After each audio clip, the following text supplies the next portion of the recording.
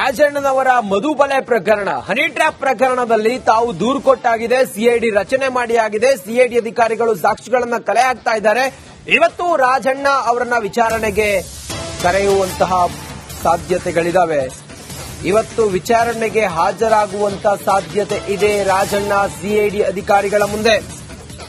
ರಾಜಣ್ಣ ಮನೆ ಕಚೇರಿಗಳಲ್ಲಿ ಸಿಐಡಿ ಅಧಿಕಾರಿಗಳು ಆಲ್ರೆಡಿ ಪರಿಶೀಲನೆ ಮಾಡಿದ್ದಾರೆ. ಮನೆ ಚಾಲಕರು, ಕಚೇರಿ ಸೇರಿ ಸಿಬ್ಬಂದಿ ಸಿಐಡಿ ಅಧಿಕಾರಿಗಳು ಡ್ರಿಲ್ ಮಾಡಿದ್ದಾರೆ. ಇವತ್ತು ಸಚಿವ ರಾಜಣ್ಣ ವಿಚಾರಣೆಗೆ ಹಾಜರಾಗುವಂತಹ ಸಾಧ್ಯತೆ ಇದೆ.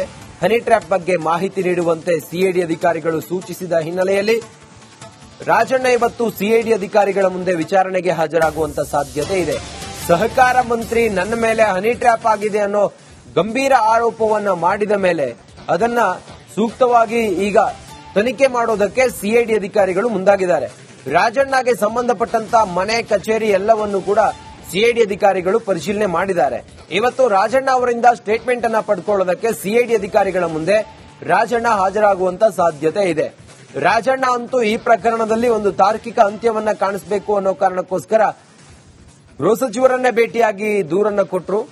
ಅದಾದ ನಂತರ ತನ್ನ ಬಳಿ ಸಾಕ್ಷಿಗಳು ಏನಿಲ್ಲ ಅನ್ನೋದನ್ನ ಹೇಳಿದ್ರು. ಆದ್ರೆ ಯಾರಾದ್ರೂ ಫೋಟೋ ತೋರಿಸಿದ್ರೆ ಅಂತವರನ್ನ ನಾನು ಇಂಥವರ ನನ್ನ ಬಳಿ ಬಂದವರು ಅನ್ನೋದನ್ನ ನಾನು ತಿಳಿಸ್ತೀನಿ ಅಂತ ಹೇಳಿದ್ರು. ನಾವು ನಿನ್ನೆ ರಾಜಣ್ಣ ಅವರು ಪರಮೇಶ್ವರ್ಗೆ, ಹೋಮ್ ಮಿನಿಸ್ಟರ್ಗೆ ಕೊಟ್ಟಂತ ದೂರಿನ ಪ್ರತಿಯಲ್ಲಿ ಅವ್ರು ಏನೇನು ಉಲ್ಲೇಖ ಮಾಡಿದ್ರು, ಏನ್ ದೂರು ಕೊಟ್ಟಿದ್ರು ಅನ್ನೋದ್ರ ಬಗ್ಗೆ ನಾವು ಸಂಕ್ಷಿಪ್ತವಾಗಿ ಮಾಹಿತಿಯನ್ನ ಕೊಟ್ಟಿದ್ವಿ. ಈ ಸಂಬಂಧ ಇವತ್ತು ಸಿಐಡಿ ಅಧಿಕಾರಿಗಳ ಮುಂದೆ ವಿಚಾರಣೆಗೆ ಹಾಜರಾಗ್ತಾರೆ ಸಹಕಾರ ಮಂತ್ರಿ.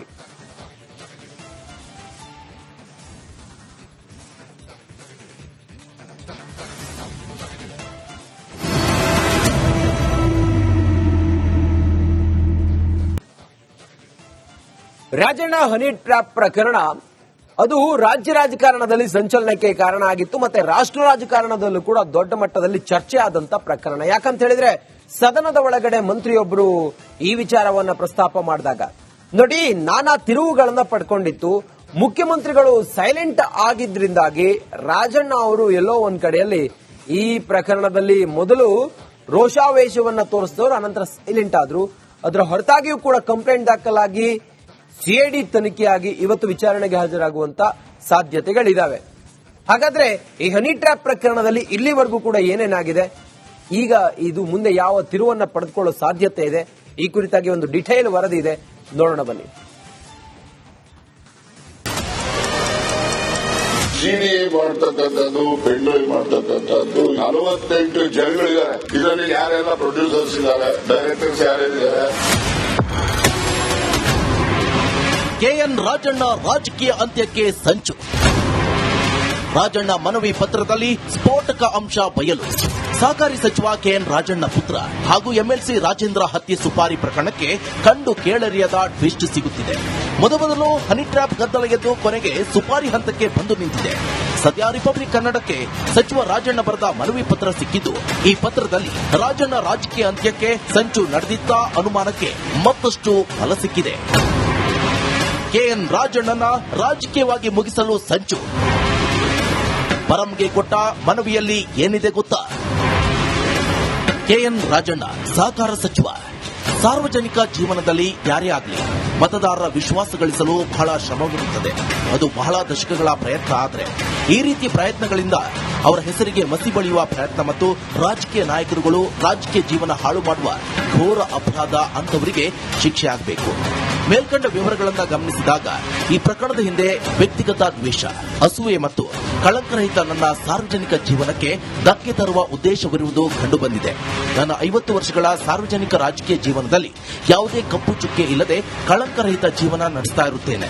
ಈ ಪ್ರಕರಣವನ್ನ ಉನ್ನತ ಮಟ್ಟದ ತನಿಖೆ ಮಾಡಿಸಿ ಇದರಲ್ಲಿ ಭಾಗಿಯಾಗಿದ್ದಾರೆ ಎನ್ನಲಾದ ವ್ಯಕ್ತಿಗಳು ಹಾಗೂ ಪ್ರಕರಣದ ಹಿಂದಿರುವ ವ್ಯಕ್ತಿಗಳನ್ನು ಸಹ ಪತ್ತೆ ಹಚ್ಚಿ ಕ್ರಮ ಕೈಗೊಳ್ಳಬೇಕು ಅಂತ ಕೋರುತ್ತೇನೆ. ಪುಷ್ಪ ಸೇರಿ 3 ಪೊಲೀಸ್ ವಶಕ್ಕೆ. ಆಡಿಯೋ ಬಗ್ಗೆ ವಿಚಾರಣೆ ಮಾಡಲು ಪುಷ್ಪ ಹಾಗೂ ಆಕೆಯ ಜೊತೆ ಮಾತನಾಡಿದ 2 ಯುವಕರನ್ನ ಪೊಲೀಸರು ಬಂಧಿಸಿದ್ದಾರೆ. ರಾಜೇಂದ್ರ ಹತ್ಯೆಗೆ ಸುಪಾರಿ ಬಗ್ಗೆ ತೀವ್ರ ವಿಚಾರಣೆ ನಡೆಸುತ್ತಿದ್ದಾರೆ. ಸಿಐಡಿ ಇಲ್ಲವೇ ಎಸ್ಐಟಿಯಿಂದ ತನಿಖೆ ಸಾಧ್ಯತೆ. ಎಲ್ಲ ಆಗಿದೆ, ಟೀಮ್ ಎಲ್ಲ ಆಗಿದೆ. ಇಲ್ಲ ಇಲ್ಲಿಂದ ಸ್ಥಳೀಯವಾಗಿ ಟೀಮ್ ಸೆಟಪ್ ಮಾಡಿದ್ದಾರೆ.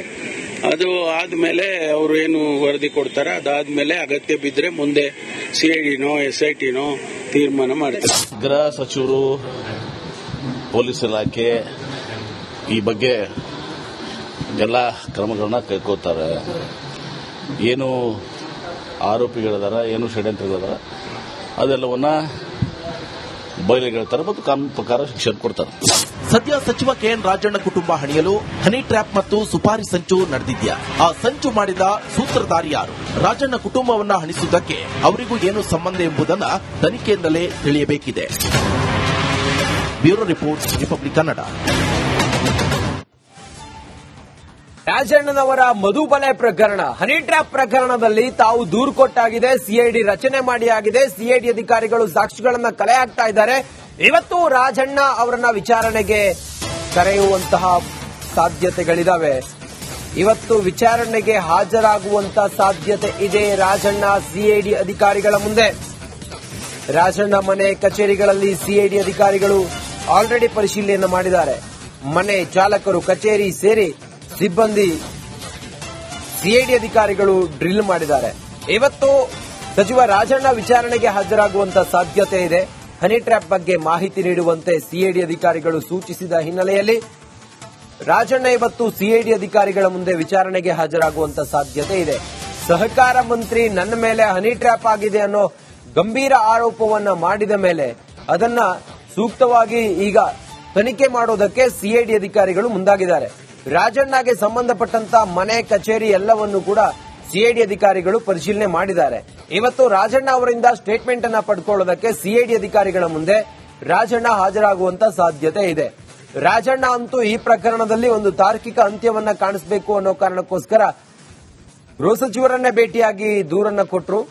ಅದಾದ ನಂತರ ತನ್ನ ಬಳಿ ಸಾಕ್ಷಿಗಳು ಏನಿಲ್ಲ ಅನ್ನೋದನ್ನ ಹೇಳಿದ್ರು. ಆದ್ರೆ ಯಾರಾದ್ರೂ ಫೋಟೋ ತೋರಿಸಿದ್ರೆ ಅಂತವರನ್ನ ನಾನು ಇಂಥವರ ನನ್ನ ಬಳಿ ಬಂದವರು ಅನ್ನೋದನ್ನ ನಾನು ತಿಳಿಸ್ತೀನಿ ಅಂತ ಹೇಳಿದ್ರು. ನಾವು ನಿನ್ನೆ ರಾಜಣ್ಣ ಅವರು ಪರಮೇಶ್ವರ್ಗೆ, ಹೋಮ್ ಮಿನಿಸ್ಟರ್ಗೆ ಕೊಟ್ಟಂತ ದೂರಿನ ಪ್ರತಿಯಲ್ಲಿ ಅವ್ರು ಏನೇನು ಉಲ್ಲೇಖ ಮಾಡಿದ್ರು, ಏನ್ ದೂರು ಕೊಟ್ಟಿದ್ರು ಅನ್ನೋದ್ರ ಬಗ್ಗೆ ನಾವು ಸಂಕ್ಷಿಪ್ತವಾಗಿ ಮಾಹಿತಿಯನ್ನ ಕೊಟ್ಟಿದ್ವಿ. ಈ ಸಂಬಂಧ ಇವತ್ತು ಸಿಐಡಿ ಅಧಿಕಾರಿಗಳ ಮುಂದೆ ವಿಚಾರಣೆಗೆ ಹಾಜರಾಗ್ತಾರೆ ಸಹಕಾರ ಮಂತ್ರಿ.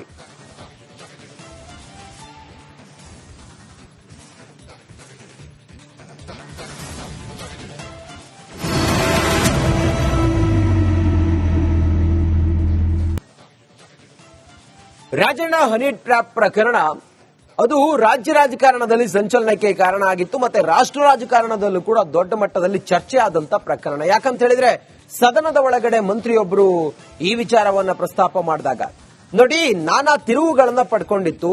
ಮುಖ್ಯಮಂತ್ರಿಗಳು ಸೈಲೆಂಟ್ ಆಗಿದ್ರಿಂದಾಗಿ ರಾಜಣ್ಣ ಅವರು ಎಲ್ಲೋ ಒಂದ್ ಕಡೆಯಲ್ಲಿ ಈ ಪ್ರಕರಣದಲ್ಲಿ ಮೊದಲು ರೋಷಾವೇಶವನ್ನ ತೋರಿಸಿದವರು, ಅನಂತರ ಸೈಲೆಂಟ್ ಆದ್ರು. ಅದರ ಹೊರತಾಗಿಯೂ ಕೂಡ ಕಂಪ್ಲೇಂಟ್ ದಾಖಲಾಗಿ ಸಿಐಡಿ ತನಿಖೆಯಾಗಿ ಇವತ್ತು ವಿಚಾರಣೆಗೆ ಹಾಜರಾಗುವಂತ ಸಾಧ್ಯತೆಗಳಿದಾವೆ. ಹಾಗಾದ್ರೆ ಈ ಹನಿ ಟ್ರ್ಯಾಪ್ ಪ್ರಕರಣದಲ್ಲಿ ಇಲ್ಲಿವರೆಗೂ ಕೂಡ ಏನೇನಾಗಿದೆ, ಈಗ ಇದು ಮುಂದೆ ಯಾವ ತಿರುವನ್ನ ಪಡೆದುಕೊಳ್ಳೋ ಸಾಧ್ಯತೆ ಇದೆ, ಈ ಕುರಿತಾಗಿ ಒಂದು ಡಿಟೇಲ್ ವರದಿ ಇದೆ, ನೋಡೋಣ ಬನ್ನಿ. ಸಿಡಿ ಮಾಡ್ತಕ್ಕಂಥದ್ದು, ಪೆಂಡ್ರೈವ್ ಮಾಡ್ತಕ್ಕಂಥದ್ದು 48 ಜನಗಳಿದ್ದಾರೆ. ಇದರಲ್ಲಿ ಯಾರೆಲ್ಲ ಪ್ರೊಡ್ಯೂಸರ್ಸ್ ಇದ್ದಾರೆ, ಡೈರೆಕ್ಟರ್ಸ್ ಯಾರ್ಯಾರಿದ್ದಾರೆ. ಕೆಎನ್ ರಾಜಣ್ಣ ರಾಜಕೀಯ ಅಂತ್ಯಕ್ಕೆ ಸಂಚು.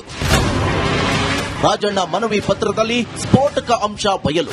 ಸಹಕಾರಿ ಸಚಿವ ಕೆಎನ್ ರಾಜಣ್ಣ ಪುತ್ರ ಹಾಗೂ ಎಂಎಲ್ಸಿ ರಾಜೇಂದ್ರ ಹತ್ಯೆ ಸುಪಾರಿ ಪ್ರಕರಣಕ್ಕೆ ಕಂಡು ಕೇಳರಿಯದ ಟ್ವಿಸ್ಟ್ ಸಿಗುತ್ತಿದೆ. ಮೊದಲು ಹನಿ ಟ್ರ್ಯಾಪ್ ಗದ್ದಲ ಎದ್ದು ಕೊನೆಗೆ ಸುಪಾರಿ ಹಂತಕ್ಕೆ ಬಂದು ನಿಂತಿದೆ. ಸದ್ಯ ರಿಪಬ್ಲಿಕ್ ಕನ್ನಡಕ್ಕೆ ಸಚಿವ ರಾಜಣ್ಣ ಬರೆದ ಮನವಿ ಪತ್ರ ಸಿಕ್ಕಿದ್ದು, ಈ ಪತ್ರದಲ್ಲಿ ರಾಜಣ್ಣ ರಾಜಕೀಯ ಅಂತ್ಯಕ್ಕೆ ಸಂಚು ನಡೆದಿದ್ದ ಅನುಮಾನಕ್ಕೆ ಮತ್ತಷ್ಟು ಬಲ ಸಿಕ್ಕಿದೆ. ಕೆಎನ್ ರಾಜಣ್ಣನ ರಾಜಕೀಯವಾಗಿ ಮುಗಿಸಲು ಸಂಚು.